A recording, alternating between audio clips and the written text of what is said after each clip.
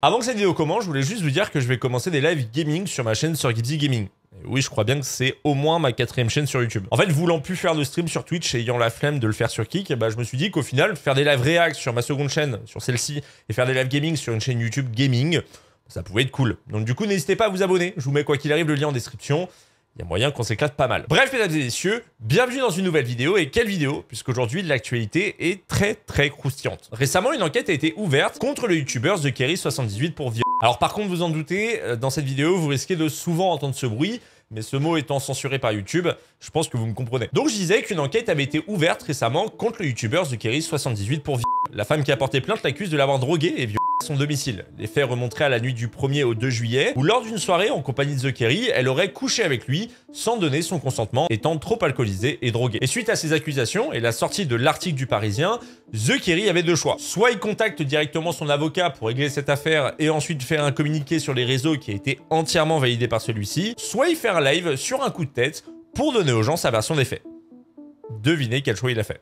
Yo les gens, salut à tous, salam alaikum mes frères, bienvenue sur ma chaîne Twitch, très content de vous retrouver aujourd'hui pour une session live. Un live, ça sera pas sur du jeu vidéo, mais sur un article qui est passé sur moi. Lors d'un live qui dure plus de 40 minutes, TheKerry va donner sa version des faits. Et quand je vous dis qu'il aurait dû contacter son avocat, je pèse mes mots. Dans ce live, il va littéralement avouer ce qui s'est passé. Et comment vous dire, quand on l'écoute, on a juste l'impression qu'il avoue le fait qu'il l'a violé.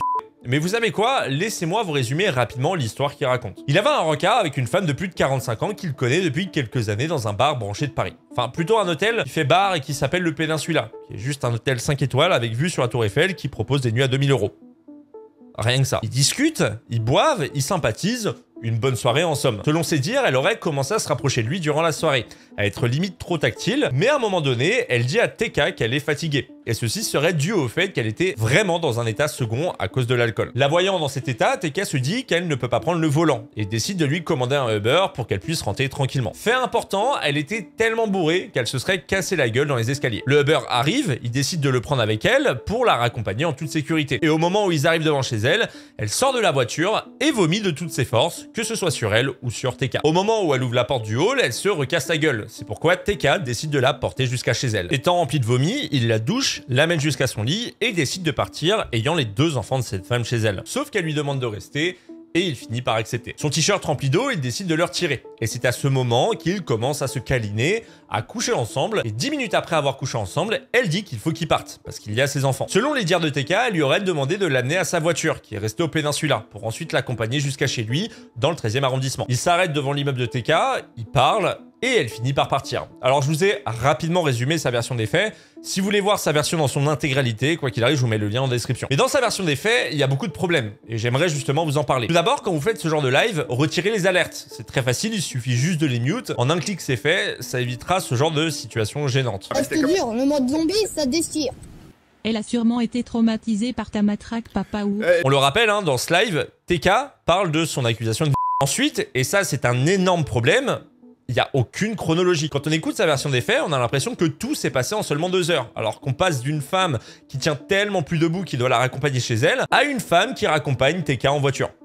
Et ça tient pas la route, parce que je suppose que si elle était autant déchirée après avoir couché avec lui, il n'aurait pas accepté de la raccompagner à sa voiture. Et pourquoi c'est un gros problème, le fait qu'il n'y a pas de chronologie? Tout simplement parce qu'il explique qu'il couche avec elle, et que n'ayant pas de chronologie dans notre tête, on se dit qu'elle est encore très bourrée à ce moment-là. Et donc par conséquent, au moment de l'acte, elle n'est pas vraiment consentante. Et donc c'est un viol. Est-ce que vous comprenez pourquoi il faut toujours contacter un avocat avant de faire un live comme ça? Parce que pour beaucoup sur les réseaux, TK avoue juste le fait qu'il a violé cette femme. Et logique, parce que sans chronologie, on peut pas comprendre. Et pour terminer, on comprend rien à l'histoire. Entre le moment où il l'amène à son Uber et au moment où elle le raccompagne, son histoire est vraiment vague. Et dans ce genre de cas, il vaut mieux détailler un maximum. D'ailleurs, ce que je comprends pas, c'est qu'ils étaient bourrés, ils sont rentrés chez la femme qui a 2 enfants de 17 et 21 ans, et les enfants n'ont rien entendu. Pour ceux qui ne savent pas, hein, quand tu es bourré, en soi, t'es pas vraiment silencieux. Et bref, suite à ce live, TK décide de contacter un avocat qui va se charger de lui faire faire un communiqué sur Twitter, niant les faits, et expliquant qu'il va mener cette affaire au tribunal. D'ailleurs, ce qui est assez particulier, c'est que suite à ce live,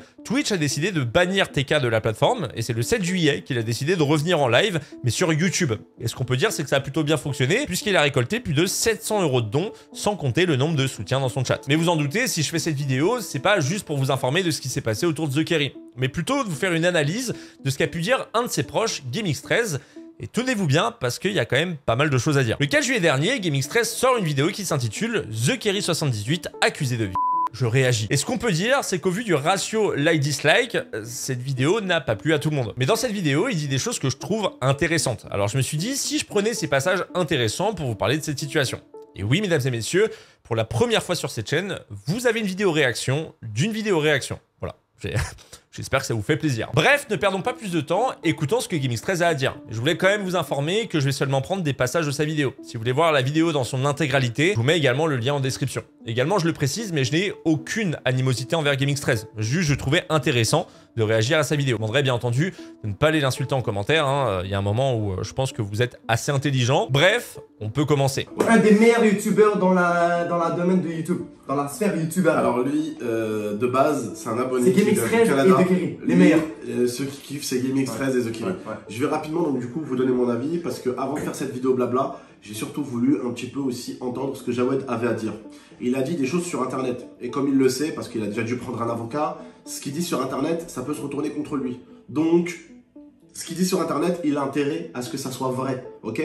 Là, lui, il parle de preuves.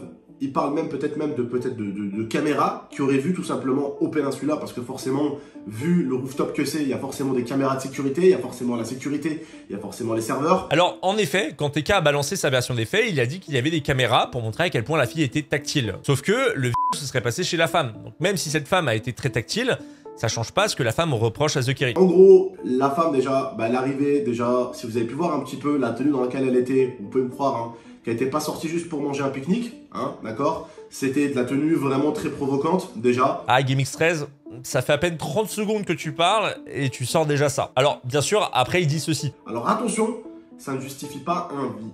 On est d'accord? Tout d'abord, les fois où il montre la photo, bah, c'est quand même assez flou. On a du mal à distinguer la tenue de cette femme. On peut pas vraiment dire que c'est provoquant. Mais surtout, il n'y a aucun rapport entre ce qui est reproché à TK et la tenue. Parce que même si la femme avait des intentions de base avec cette soirée, bah, ça veut pas forcément dire qu'elle va vouloir coucher avec lui le premier soir. Alors écoutez bien, moi ce que je vous demande, c'est de laisser peut-être le bénéfice du doute des deux côtés. Ok, donc résumons, il y a deux possibilités. TK est innocent, donc la femme a menti. Ou alors, TK a cette femme et donc dit la vérité. Je suis pas là pour dire ouais Jawed il a pas fait. Moi maintenant je connais Jawed. Je connais Jawed depuis 8 ans.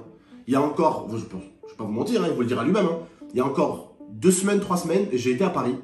Et Jawed m'a dit on se voit, on s'est vu.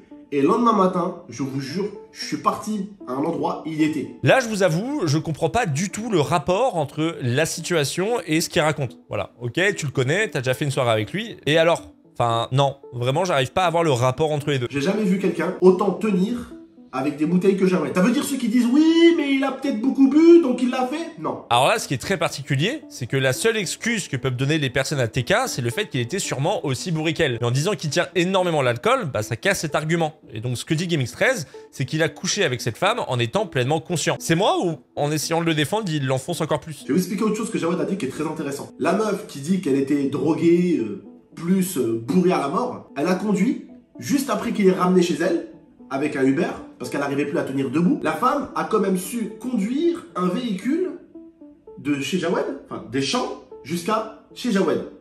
En vous rappelant, si je ne dis pas de bêtises, Jawed habite dans le 13e. Pour avoir déjà été sur les champs avec Jawed et l'avoir ramené chez lui une fois, je peux vous dire qu'il y a quand même une sacrée petite trotte. Ça veut dire une personne qui est sous alcool et sous drogue, je la vois mal conduire une Audi, des champs, jusqu'au 13e. À ce moment, il résume tous les faits qu'a balancé TK. Et donc, il confirme le fait que la version des faits de TK ne tient pas la route. Je vous l'avais dit tout à l'heure, qu'il était important d'avoir une chronologie. C'est pas pour rien. Ça veut dire que si tu arrives à conduire des champs jusqu'au 13e, en pleine nuit, à Paris, et t'as vu comment ça roule, hein? T'as vu comment ça roule à Paris? C'est que t'as un minimum de conscience. C'est qu'il te reste un minimum de recul pour refuser une relation. La femme avait 48 ans. Pratiquement 50 ans. 45 ans, elle avait dit. Voilà. Ça veut dire que les enfants qu'elle avait à la maison n'avaient pas forcément 2 ans. Donc, si Jawed aurait tenté quoi que ce soit, pourquoi elle n'a pas crié? Pourquoi elle n'a pas dit pourquoi elle n'a pas tout de suite réagi. C'est ça que je comprends pas, la famille. Si on croit la victime, il peut y avoir plusieurs raisons. Elle dit qu'elle a été droguée, donc elle n'avait à ce moment-là peut-être pas conscience. Encore une fois, on n'a aucune chronologie. Il peut y avoir aussi l'état de choc qui t'empêche de crier tellement que t'es choqué. Il peut avoir fait en sorte de l'empêcher de crier aussi. En fait, tu peux pas dire oui, t'étais sûrement consciente, pourquoi t'as pas crié? C'est une vision personnellement que je trouve trop simpliste. Beaucoup de personnes qui sont victimes de viol peuvent crier au moment des faits, mais ne le font pas. Et tu te doutes bien que c'est pas parce qu'elles ne le veulent pas, c'est que bien souvent, elles n'y arrivent pas. Comme l'a dit aussi Zokiri, donc là je répète encore, il a dit qu'il y avait des témoins. Donc des gens qui ont vu.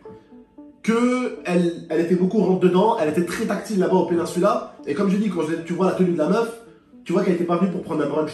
Ok? Donc il le dit lui-même, il y a des caméras, il y a des preuves. Il le dit que lui-même, la meuf était tactile. Alors, encore une fois, ça ne justifie rien du tout. Je vois une femme très tactile avec un homme l'embrasser. Déjà, je me demande pourquoi je la regarde. Mais surtout, je me dis pas, oh bah elle va forcément l'emmener chez elle pour coucher avec lui. Et moi, je pense que cette femme savait que Jawed a déjà eu beaucoup de sauce.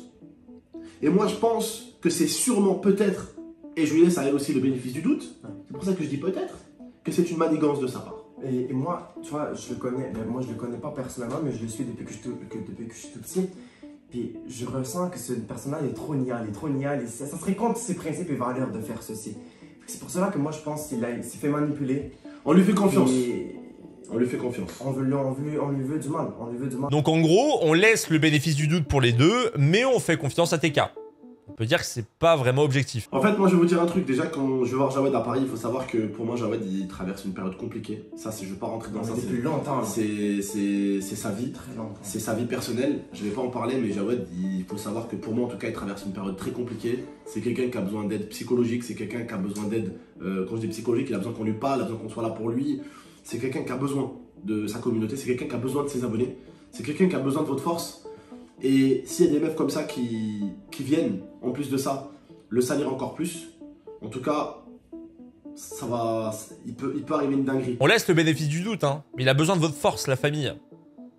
Bref, mesdames et messieurs, terminons avec ce passage avant de conclure. C'est très dangereux aujourd'hui, et ce qui arrive à Jawed, en réalité, ça peut arriver à n'importe qui d'entre vous, que vous ayez un minimum d'argent, une femme veut bien coucher avec vous, elle peut vous accuser de ce qu'elle veut. Après, une fois que c'est fait, elle peut vous accuser de ce qu'elle veut. Si t'as rien à te reprocher, Jawed, moi ce que je te dis, c'est essaye de continuer ce que tu fais pour tes abonnés. Fais-les kiffer, frérot. Si vraiment... Fais comme si de rien n'était le lancement. Si vraiment t'es innocent et que toi-même tu le sais au fond de toi que t'es innocent, que t'as rien à voir avec tout ça, si en réalité elle a fait ce qu'elle a fait là-bas au Péninsula, il y aura les preuves caméra.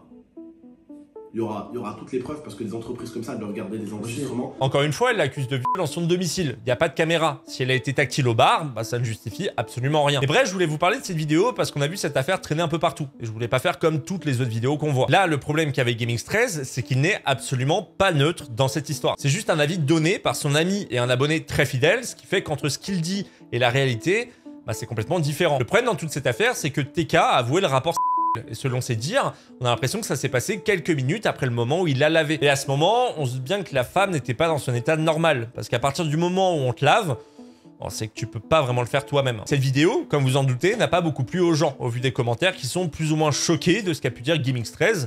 Et je le comprends parfaitement. Le problème est que ces youtubeurs n'écrivent pas leurs vidéos. Et donc quand ils s'expriment, ils ne se rendent pas compte à quel point ils se contredisent. On laisse le bénéfice du doute, mais TK, on lui fait confiance. On laisse le bénéfice du doute, mais donner de la force à TK. Je sais pas quel est votre avis sur cette affaire, mais pour moi, le principal problème, c'est que TK n'a pas attendu avant de parler. Ce qui fait qu'il a réalisé beaucoup d'erreurs dans sa version des faits. La chronologie est primordiale, surtout quand tu te doutes qu'on va prendre chaque partie de ton live pour l'envoyer sur les réseaux. Et on le voit qu'il était encore trop tôt pour en parler. Comme TK le dit, dès qu'il a eu les news, il a balancé un live. Et durant tout le live, on le voit trembler. On se doute qu'il va s'embrouiller dans ses propos. Et malheureusement, aujourd'hui, s'il détaille sa version des faits, ayant déjà une première version, il y a de grandes chances que la pensée populaire ne croit pas la deuxième version, en disant « Ouais, maintenant il change ses propos pour se dédouaner ». Aujourd'hui, pour les gens, TK a avoué. Et peu importe ce qu'il pourra dire dans le futur, même si c'est vrai, ils ne le croiront pas. Bref, mesdames et messieurs, alors, sujet assez sérieux sur cette chaîne par rapport à d'habitude, j'en ai conscience, mais je voulais en parler. Et donc, vous le savez maintenant, hein, quand je veux parler de quelque chose, bah, je réfléchis pas, je vous balance une vidéo. J'espère quand même que cette vidéo vous a intéressé, que ce que j'ai pu dire également vous a intéressé. Et si ça peut vous rassurer, la prochaine vidéo que j'ai préparée, elle sera plus ou moins drôle, parce que je suis tombé sur un clip de youtubeur ou youtubeuse